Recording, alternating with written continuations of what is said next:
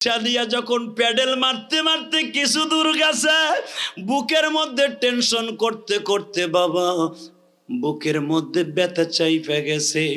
রিক্সার থেকে নামিয়া স্যারের দিকে ঘাটটা কাত করে গেলে, স্যার আমি আর রিক্সা চালাইবার মতো ক্ষমতা আমার নাই। স্যার রিক্সায় বসিয়ে হাতটা বাড়াইছে, থাপ্পুর মারবে। বুড়া পারস না তাই ভাড়ার জন্য লইছস খে। বলে স্যার আবারে থাপ্পুর বাড়বেন মনে করে দুঃখ নাই গো স্যার। আপনি না বারবার বলতেছেন মুখটা একটু খোলো, তোমার কথা ভালো করে স্পষ্ট বোঝা যায় না। স্যার আপনার সাথে দুইটা কথা বলবো, শুধু আপনার কাছে যদি একটা লাইট থাকে একবার তাকান। বাবা লাইটটা মারার সাথে টান দিয়া মুখটা পরিষ্কার করে বলে, দেখেন তো স্যার আমারে চিনেননি। হে শিক্ষিত ভাইরা,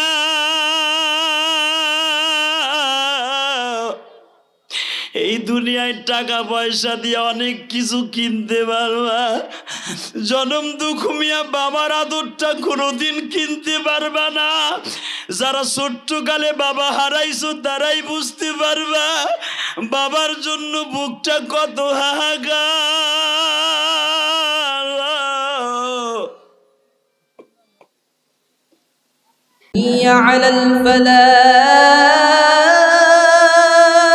কিছু কিছু সন্তান বাবার টাকা খাইয়াও, টাকা দিয়ে লেখাপড়া কইরাও শিক্ষিত শয়তান হয়। এমনই এক ঘটনা ঘটে গেছে, কথা বলেন না কেন? ঘটনা ঘটে গেল, বাবাই বাড়ি ঘর বেইছে পোলারে বিসিএস ক্যাডার বানাইছে। বিসিএস ক্যাডার বানাবার পরে চাকরি হওয়ার কথা ছিল, বাবা জজ ব্যারিস্টার হওয়ার কথা ছিল, তা না হয়ে গেছে ব্যাংকের ম্যানেজার। ওই দিকেও তার লেখাপড়ার এক্সপিরিয়েন্স ছিল। যখন ব্যাংকের ম্যানেজার হয়েছে, মাত্র 3 মাসের মাথায় বনারীর এক মেয়ের সাথে প্রেম কইরা বিয়ে করে নিয়ে বাইতে গেছে। নাউজুবিল্লাহ বলতে পারলেন না?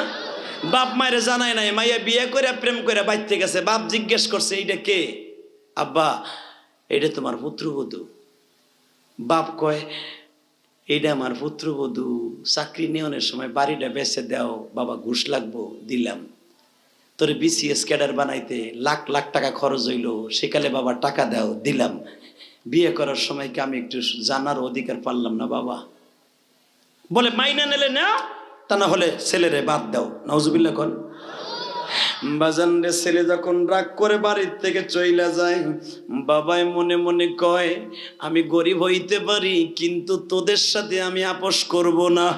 তোর পুত্র বউরে আমি মেনে নিব, শর্ত একটা, যদি আবার তার বাবার বাড়ি ফিরাইয়া দাস, আমি আবার ডোল ডক্কর পিটাইয়া ভালো অনুষ্ঠান করে তোর বিবিকে আমি আনবো। বলে আমার বউরে না মানলে তোমাদের তালাক দিয়ে চলে গেলাম গো। বাজান রে, বিবি নিয়ে যখন চলে আসলো, মা পিছের থেকে দৌড়ায় আর বলে, বাবা রিপন রে, বাবা বাবা মায়ের মনে কষ্ট দিয়া যাস না রে বাবা। আলেমদের মুখে শুনছি বাবা মায়ের অন্তরে কষ্ট দিলে আমার নবীর কলিজায় আগুন লাইগা যায়। আমার নবী সহ্য করতে পারে না গো বাবা। বাজান রে, ছেলেরে তো আর আলেম বানান নাই, আল্লাহ খোদা কি বুঝবে গো বাবা।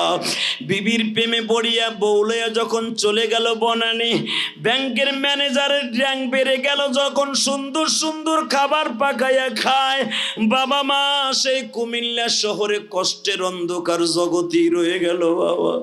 হঠাৎ করে মা বাবার একটু বুঝাইয়া শুনে বলে, ছেলে যতই অন্যায় করুক না কেন, তুমি যদি পারো ছেলেটারে এক নজর দেখে আসো। মা বাবা ছেলেরে দেখতে আসছে বাবা। মা বাবা ছেলেরে দেখতে আসলে ছেলে বাবা মায়ের সাথে কথা কয় না। মায়ের বুকের মধ্যে এত ব্যথা,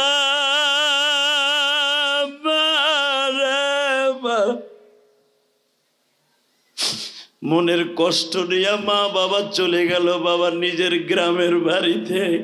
হে যুবক, তোর কপালে আমি জুতার বাড়ি বাড়ি। ওই শিক্ষার চাইরানার কোনো মূল্য নাই, যে শিক্ষার ভিতরে মা বাবার খেদমত নাই। কথা কও না কেন? এই যে গত 2 সপ্তাহ আগে ফেসবুকে একটা জিনিস ভাইরাল হয়েছে, দেখছো নি? একজন জজ সাহেব তার মায়ের গাড়ির থেকে নামাইয়া ফেলাই রেখে গেছে। দেখেন নাই? মিথ্যা কথা কইছি? এ তো শিক্ষিত জানোয়ার।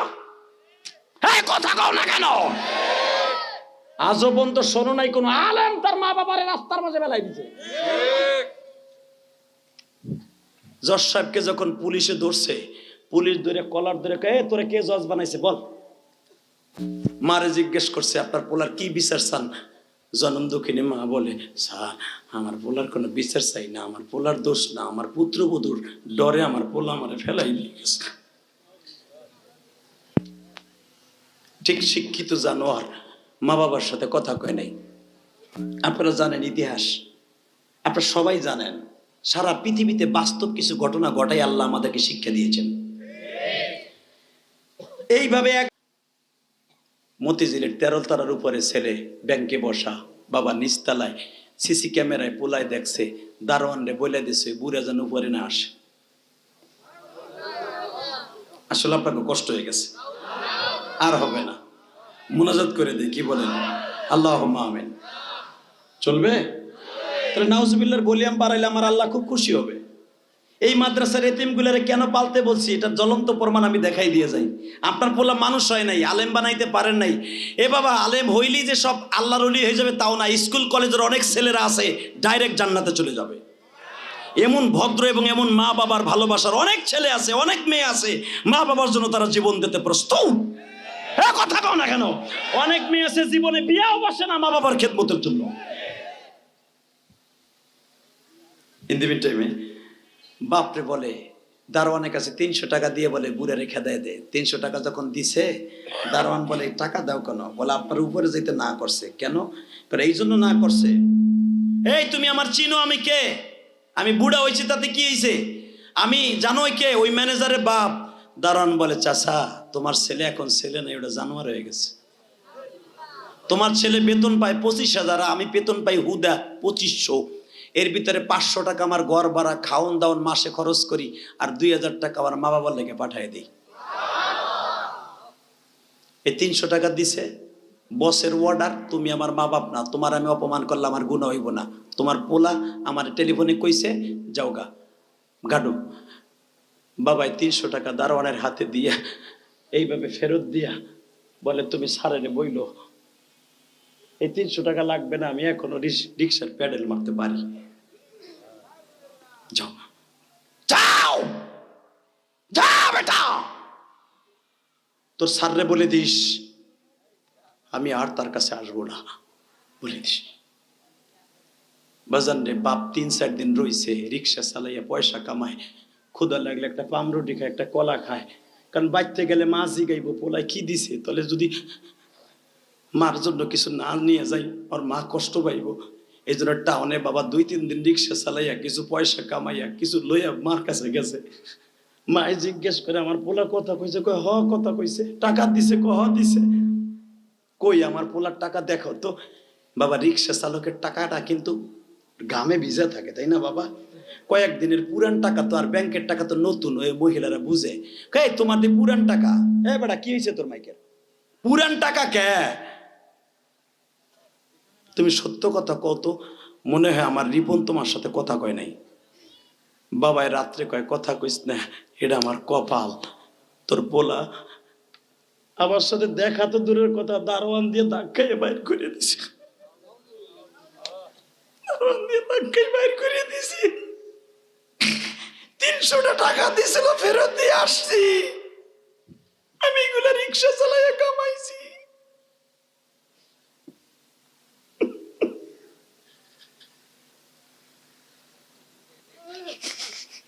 বাজান্ডে জ্বলন্ত প্রমাণ, মা কারে কয় রে বাবা। বাবার পা দুটা জড়িয়ে ধরে বলে ছেলে অপরাধ করছে, তুমি তারে বরদোয়া দিও না। আমার ছেলে একদিন না একদিন বুঝে আসবে।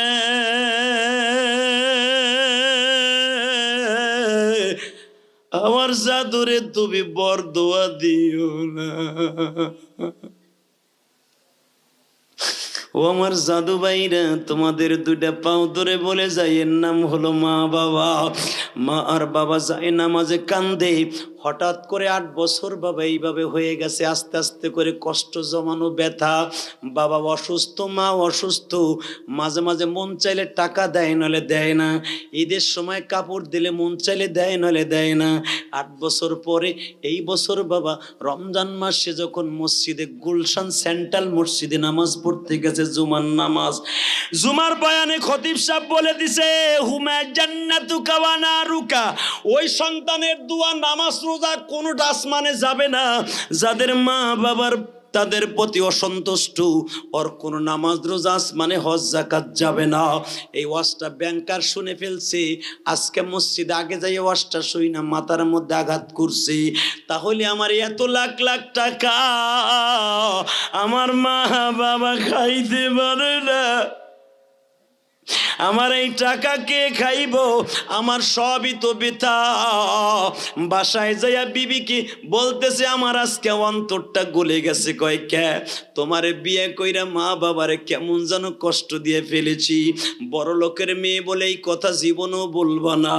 মনে রাখো আমি তোমারে কোনোদিন মা বাবারে টাকা দিতে না করি নাই। আল্লাহু আকবার জোরে বলো। কোনদিন তুমি বলতে পারবা না আমি শিল্পপতির মায়া হইতে পারি, তোমার চেহারা দেখে বিয়া বসছি, বাবা মায়ের সম্পদ দেখে বিয়া বসি নাই। কিন্তু এটা তোমারে কোনোদিন বলি নাই মা বাবার টাকা দিও না, তুমি একটা শিক্ষিত শয়তান। বউতে যখন কয় তুমি একটা শিক্ষিত শয়তান, ওর মাথা আরো ঘুরে গেছে। যেই বললে মা বাপরে এইভাবে পর করে দিছি বলে ফেলছে, তাহলে আগামী বৃহস্পতিবার কয়েকদিনের ছুটি নিয়ে মা বাবারে দেখতে যাব। ও যুবক ভাইরা সবাই জানো ঘটনা, ঢাকার থেকে কিছু মার্কেটিং করে টাকা পয়সার সাথে নিয়ে কিছু ইফতারি টাকা পয়সা নিয়ে যখন সায়েদাবাদ থেকে গাড়িতে উঠছি, তদনীন্তনকালে বাজানরে দাউদকান্দি ফেরিঘাট ছিল, এখন তো ব্রিজ হয়ে গেছে। যখন মালসা বানানিয়া বাসের সিটে বসছে, ইন দি মিন টাইমে ফেরিঘাটে এমন জাম লাগছে, কুমিল্লা শহরে যাইতে বাবা, কুমিল্লা দক্ষিণে যাইতে রাত 12:30 বাজছে। 12:30 বাজার পরে রমজান মাস, শীতের মৌসুম, মাঘ মাসে শীতের মধ্যে কোনো মানুষ বাজারে নাই। এই গাংনি বাজারে বাজান এখন এই যুগে কিন্তু রাত 12টা-1টা পর্যন্ত মানুষ থাকে, ঠিক না বেটি? কিন্তু আজ থেকে 20 বছর আগে স্যার কোনো মানুষ 12টার সময় পাইতেন না। হ্যাঁ কথা কন না কেন? সর্বহারার ভয় ছিল, ছিল না? ছিল না? এই যে ওই পার জানি কি বলে, বসুন্ধরী তলা, কত সর্বহারা চাইনিজ কুড়াল নিয়ে ঘুরছে। চাইনিজ কুড়ালের ডরে, সর্বহারার ডরে এই সমস্ত মানুষ ঘরের তাও বাইরে নাই। তাহলে শিক্ষিত জানোয়ারের মধ্যে কিছু জানোয়ার আছে না নাই?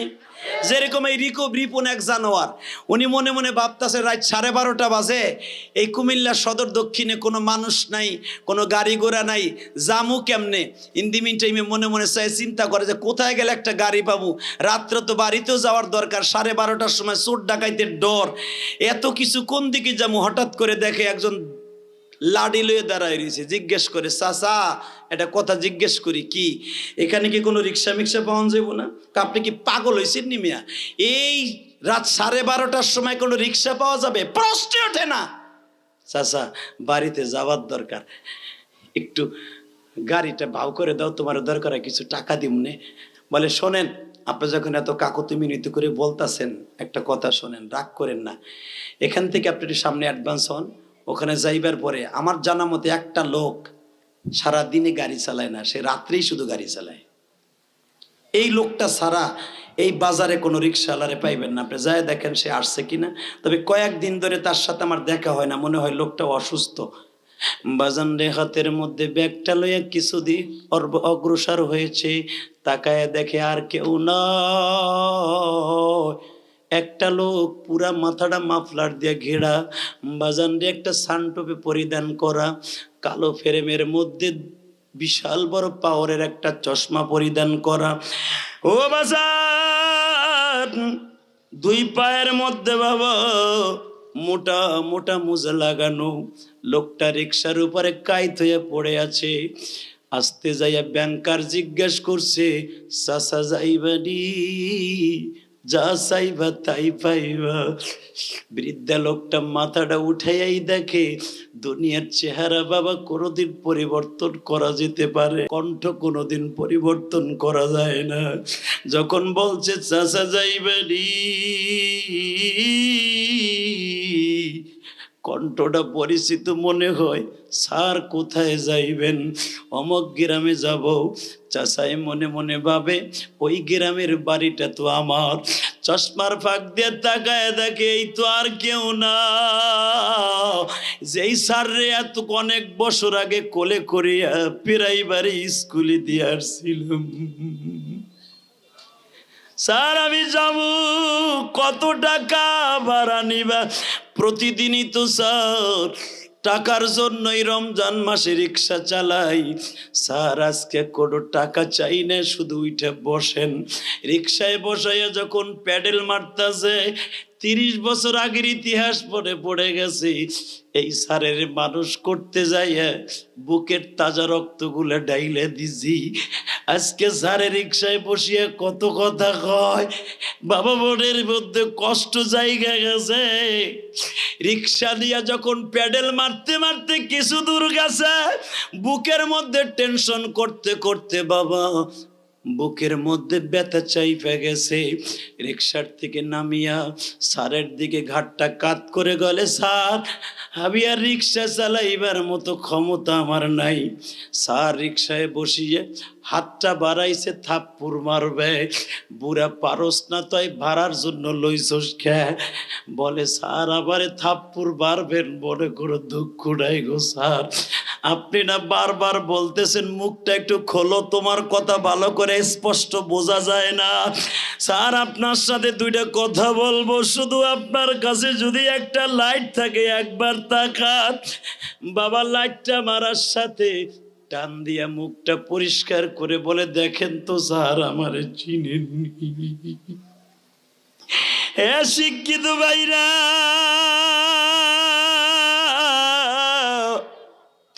এই দুনিয়ায় টাকা পয়সা দিয়ে অনেক কিছু কিনতে পারবা, জনম দুঃখ মিয়া বাবার আদরটা কোনোদিন কিনতে পারবা না। যারা ছোট্টকালে বাবা হারাইছো তারাই বুঝতে পারবা বাবার জন্য বুকটা কত হাহাকার।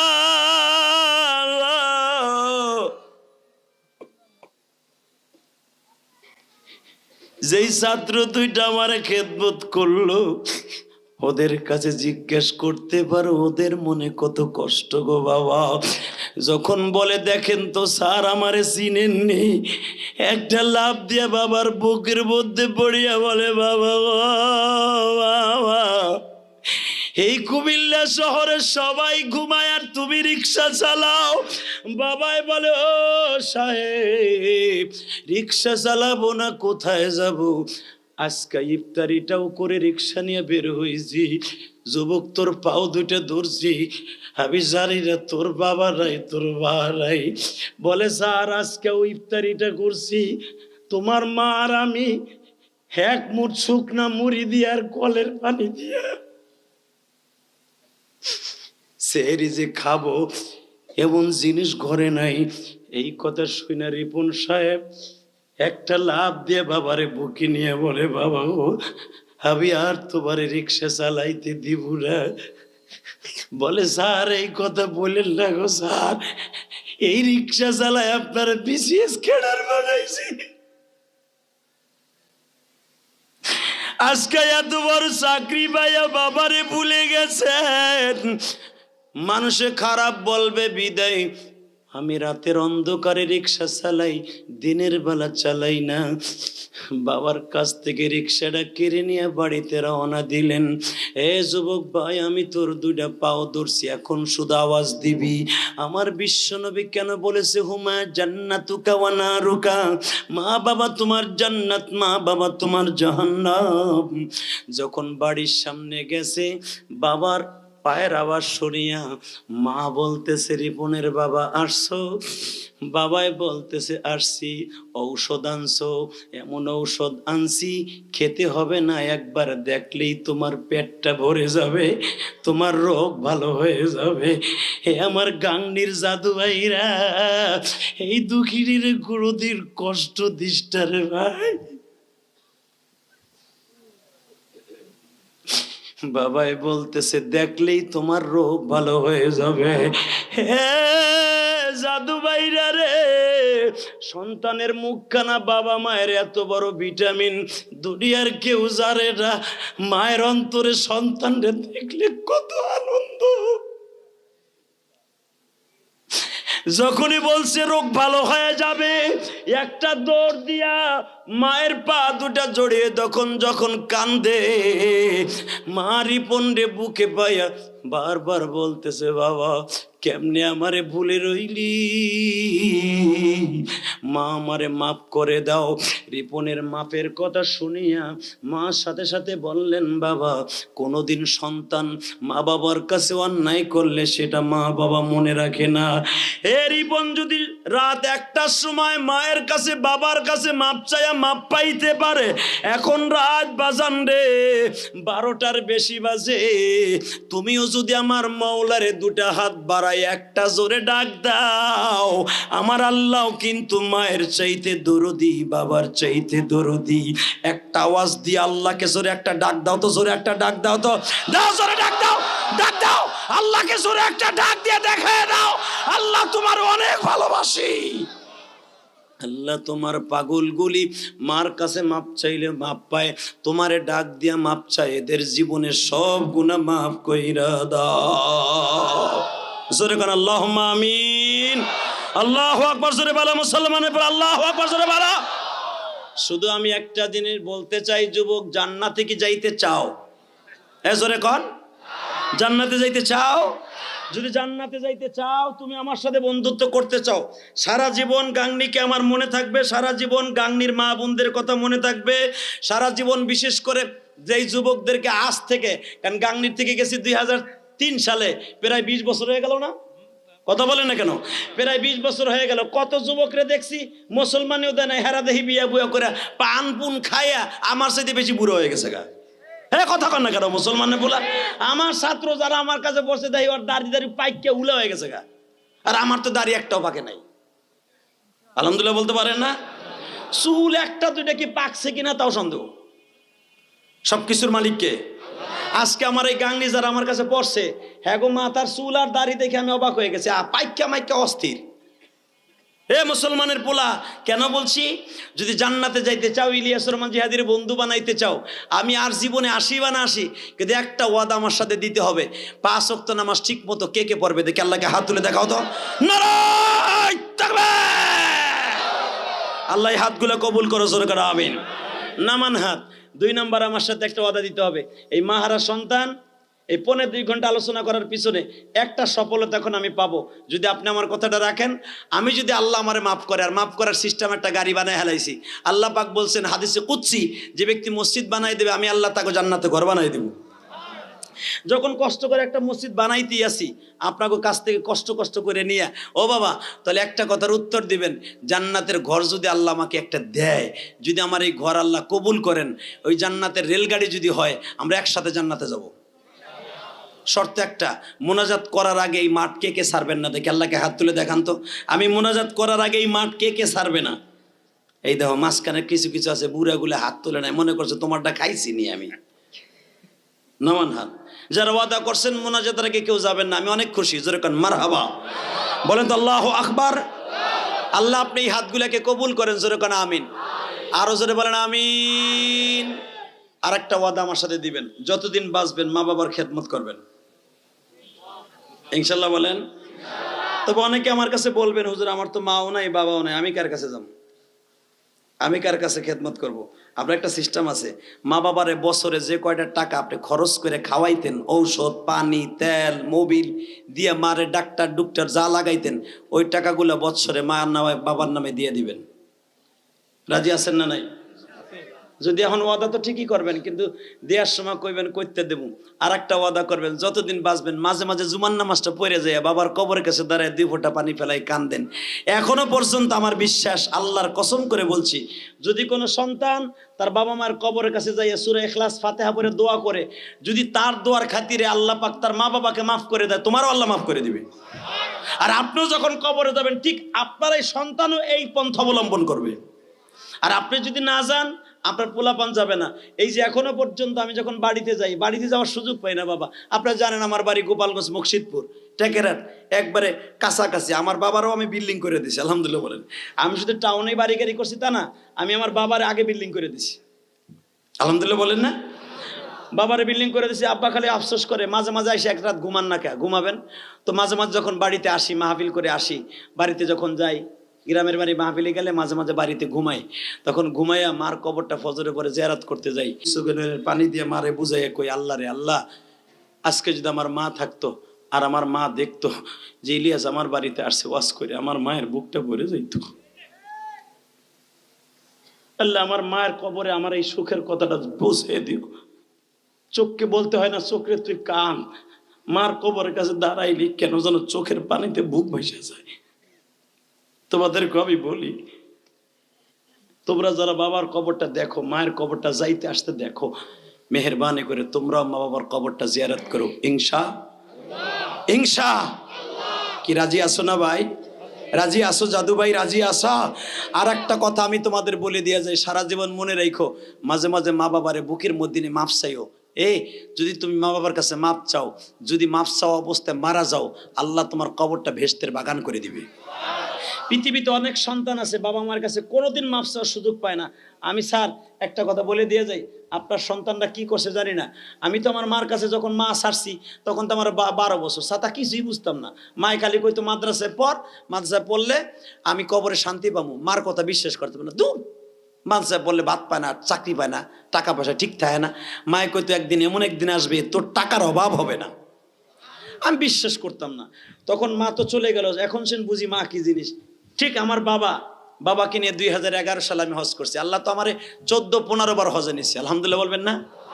আমি যতবার হজে গেছি প্রত্যেকটা বার আমি গাংনির জন্য দোয়া করছি। বিশ্বাস করবেন কিনা জানি না, আমি প্রতিবার গাংনির জন্য দোয়া করছি। কয়েকদিন আগে রফিক, আপনাকে রফিক আছে না, মোতাম সাহেব ছেলে আমার বাড়িতে আসছিল কেরানীগঞ্জ। ও আমার বাড়ি এবং আমার অফিস দেখে আশ্চর্য হয়ে গেছে। আলেমুল আমার শান শওকত এইভাবেই থাকা দরকার, আলেমুল আমার বাড়ি এইভাবে হওয়া দরকার, আলেমুল আমার অফিস এরকম হওয়া দরকার। আর এমপি মন্ত্রীরা আমার অফিসে টক করে চায় থাকে যে আলেমুল আমার রুচি এত ভালো। আল্লাহু আকবার বলতে পারো না? এটা আমার মা শিক্ষা দিয়েছে আমাকে। মুসলমান ভাইরা, ওটা বলতে চাই না। তো আমি আমার বাবা কিনে হজ করলাম 2011 সালে। তার আগে তো 4-5 বার আমার হয়ে গেছে। 2004 সাল থেকে হজে যাই, ওমরা হজ দিয়া 3-4 বার আমার মক্কা, 4-5 বার মক্কায় যাওয়া হয়ে গেছে। তো আমার আব্বা কিনে যখন 2011 সালে হজে গেলাম, স্যার আমার তো হাদিস কেনা জানা আছে যে আব্বা আম্মা যদি কোনো সন্তানরে মাপ না করে, সন্তান কোনোদিন কোনো দোয়া কবুল হইব না। এই হাদিস তো আমার জানা। আব্বারে কাবা ঘরের স্বর্ণের দরজাটার সামনে দাঁড়াইয়া, যেই দরজাটার ভিতরে 160 কেজি স্বর্ণ আছে, আসলে আপনাকে কষ্ট হয়ে গেছে। ওই দরজাটা দেখতে মন চায় না? চায়। এই ঘরের দরজাটার কথা যখন বলবো, মনে মনে একটা আশ্বাস দিয়ে আল্লাহু আকবার কইেন আর আমিন বললেন, দেখবেন আপনাকে একদিন না একদিন আল্লাহ হজে লইয়াই যাবে। এই সারে আর এই ভাইয়ে কোনোদিন কল্পনাও করে না যারা হজ করতে পারবো, কিন্তু আল্লাহ তাকে হজ করাইছে না। কথা বলেন, নাকি হজ করাইছে না? আপনিও হজ করতে পারবেন, শুধু মনে মনে আমিন বললেন। আমি যখন আমার বাবারে কাবা ঘরের স্বর্ণের দরজার 162 কেজি স্বর্ণ ওই দরজার মধ্যে আছে, চৌকাটটার মধ্যে, আমি আব্বারে খাড়া করে এইভাবে বুকের মধ্যে নিয়ে এইভাবে খাড়াই দিছি। ওইখানে তো দাঁড়ানো সম্ভব না, দাঁড়াই থাকা যায় না। নামাজে দাঁড়াইছে, তখন তো সবাই তপ বন্ধ। আব্বার আমি এক পাশাপাশি দাঁড়াইয়া আব্বারে বললাম, আব্বা দাঁড়ান তো। কয় কে? নামাজ পড়বো। দেখছেন কাবার দরজাটা? কহ দেখতেছি, কি সুন্দর কাবার দরজার উপরে সূরা ইখলাস, কুল আল্লাহ, সূরা ফাতিহা লেখা। আমি বললাম, আপনি কেমনে বুঝলেন? কই যে আমি বানান করে সময় পড়লাম, দেখলাম যে 5টা সূরা লেখা আছে। আব্বা কাবার দরজার উপরে কুল আল্লাহর সূরা, আয়াতুল কুরসি সূরা পড়তাছে চাইছে। আমি বললাম, আপনি দাঁড়ান। দাঁড় করানোর পরে এইভাবে চাইপা ধরলাম, চাইপা ধরে বললাম, আব্বা আপনি যদি আমার মাপ না করেন আমার হজ হইব না। বাজানরা আমি যখন আমার বাবারে বুকের মধ্যে নিয়ে চাইপা ধরে মাপ চাইলাম, আমার বাবা চোখের পানিটা ছেড়ে দিয়া বলছিল, ইলিয়াস রে বাবা, আমি তোর জন্য প্রাণ খুলে দোয়া করে দিয়ে গেলাম। আল্লাহ তোকে যেই সমস্ত মাহফিলে হাজির করবি, আল্লাহ জানো তোকে প্রত্যেকটা যুবকের চোখ দিয়ে পানি ফেলায় দেয়। এ যুবক ভাইরা, দুইজন সভাপতি সহসভাপতি দুজন কাঁদছে, তোমরাও কাঁদছো। শুধু এখনই একটা শব্দ বাকি, রাত 12টার সময় আমারে মাত্র কয়েকটা যুবক দেখাইবা, কারণ তোমরা অনেকে ছোট্ট ছিলা, এখন বড় হয়ে গেছো। এই গাংনীতে আমার অনেক স্মৃতি লেগে আছে। শুধু কয়েকটা যুবকের চেহারা আমি দেখতে চাই, কয়েকজন ভাইয়ের চেহারা দেখতে চাই। তোমাদের যাদের বাবা বেঁচে আছে, এই মাঠের মধ্যে বাবা আছে, দেখি দাঁড়াও তো, কার কার বাপ এই মাঠে আছে? দাঁড়াও তো, কার কার বাবাই মাঠে আছে? গাংনীর ছেলেরা দাঁড়াও তো, আমি বলছি তোমার বাবাই মাঠে আছে, দাঁড়াও তো, কে কে আসো? এই কপাল পোড়া, কার কার বাবাই মাঠে ওয়াজ শুনতেছে, তুমি দেখতেছো, তুমি দাঁড়াও। কার কার বাবাই মাঠে আছে? দাঁড়াও। তোমার সুবর্ণ সুযোগ আজকে। আজীবন আমি তোমার বন্ধু, পৃথিবীর যে রাষ্ট্রে যাব তোমার কথা আমি ভুলবো না। যে রকম মিস্ত্রি কথা বলতে পারি না, তোমাদের কথা বলবো না। গাংনীর ছেলেরা দাঁড়ায় থাকো, যাদের বাবাই মাঠে আছে দাঁড়ায় থাকো। এখন শুধু তোমাদের সাথে আমার একটা পালা।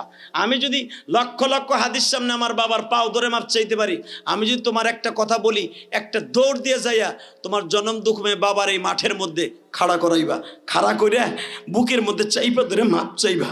যদি তুমি মাপ চাইতে পারো আর তোমার বাবা তোমার এই মাঠের মধ্যে মাফ করে দেয়, এই হাজার হাজার মানুষ সাক্ষী, তোমার বাবা মাফ করে দিলে রব্বে কারিমও মাফ করে দিবে। এই আমি বলার সাথে সাথে দৌড় মারবা, কোনো দিক তাকাবা না, কোনো দিক তাকাবা না। শুধু তুমি তাকাবা তোমার আব্বা কোথায় আছে। যদি বলো হুজুর আমার তো আব্বা নাই, আপনার বড় ভাই নাই, বড় ভাই তো বাবার মতো, বড় ভাইকে বুকের মধ্যে যেয়ে বলবেন ভাইরে মাফ করে দে। আজকে দুই ভাই একসাথে বাবার লেগে তওবা করব, বাবার কাছে মাফ চাইবো। আমি বলার সাথে দৌড় মারবা। যদি বলো হুজুর আমার বড় ভাই নাই, একটা দৌড় দিয়ে তোমার চাচা আছে কিনা, চাচার কাছে মাফ চাইবা। চাচা বাবার মতো, চাচাই যদি মাফ করে দেয় আল্লাহ মাফ করে দেবে। দেখি যাও তো এই মাঠের মধ্যে, দেও দৌড় দাও তো, দেও দৌড় দাও তো যুবক ভাই, দাও দৌড় দাও তো, একটা দৌড় দাও তো দেখি তোমাকে কত বড় আল্লাহ তোমার প্রেমের মাঠে ফেলাই দেয়, ছাড়বা না। বাপের কাছে তোমার বাপ যেমনে তোমার বুকি নিয়ে কাঁদতো, আজকে তোমার বাপরে বুকি নিয়ে তুমি কাঁদো তো। যুবতী বোন দেখো তো তোমার মা দুঃখিনী তোমার পাশে আছে কিনা। তোমার বৃদ্ধা মারে বুকের মধ্যে নিয়ে একটা চিৎকার মেরে কান্দা দিয়ে দেখো।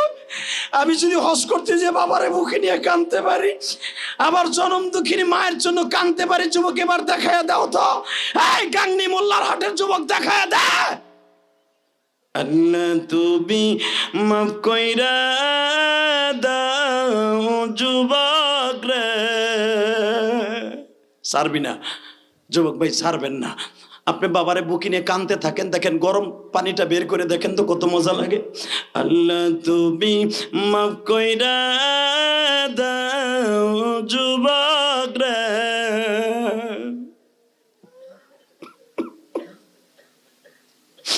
মাফ করিয়া উঠাইবা হাসরে। আল্লাহ দেখো কে জানো বাবারে বুকি লইয়া কান্দে, তবে আমি জানি তাদের বুকটা ফাটিয়া যায় যাদের বাবা নাই রে। আল্লাহ দেখো কোন যুবকের বাবা নাই কিন্তু বসে বসে কান্দে, যে হাদিস আমার বাবা থাকলে তো আমি মাপ চাইতাম, আমার তো বাবাও নাই, জোরের বড় ভাইও নাই।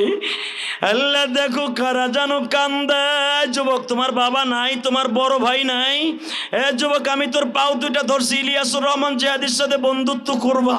তোমার বাবাই মাঠে নাই কিন্তু তোমার বন্ধু এই মাঠে আছে, একসাথে গাংনী মাঠে ক্রিকেট খেলতে যাইয়া এক বন্ধু আর এক বন্ধুরে কথা দিয়ে কষ্ট দিছে। আওয়ামী লীগের বন্ধুরা বিএনপিরে কষ্ট দিছে, কিন্তু একই বাড়ির সন্তান।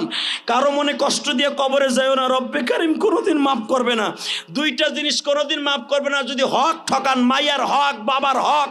এ মুসলমানের পোলা, তুমি হজ করছো, মাদ্রাসার সভাপতি সেক্রেটারি মারাইছো, তুমি মাইয়ার হক মারছো, বুইনের হক মারছো, ভাইয়ের হক মাইরা তুমি মসজিদের বড় বড় গম্বা গম্বা কথা কও, চড়াইয়া থাপ্পুর দিয়ে কান সাপটা হেলাবে ফেরেশতারা। কথা বলো না কেন? মানুষকে ঠগায় কোনোদিন জান্নাত পাওয়া যায় না। মানুষের হক সিরিয়াস, বাবা মায়ের হক সিরিয়াস। আমি এখনো বলছি যুবক, তোমার বাবা এই মাঠে আছে কিনা, তোমার বড় ভাই এই মাঠে আছে কিনা, তোমার শ্বশুর এই মাঠে আছে কিনা, যুবতী বোনেরা তোমার শাশুড়ি এই মাসে আছে কিনা। আল্লাহ যে যেখান থেকে তোমার কাছে হাত তুলছে সবাইকে মাফ করে দাও। বসে পড়ো, সবাই বসো। আল্লাহ এদের চোখের পানিগুলো কবুল করেন, জোরে বলেন আমিন। আরো জোরে বলেন আমিন। বসে পড়েন। দেখেন বাপ বেটা কেমনে দাঁড়ায় দাঁড়ায় কান্দে। দেখেন আল্লাহ এদের চোখের পানি আপনি কোনোদিন বিফলে দিতে পারেন না। আল্লাহ এদের চোখের পানিগুলো কবুল করেন, আমার বন্ধু বানায় দেন। দর্শক, এমন কুলাঙ্গার সন্তান থেকে দূরে থাকুন। على الفلاح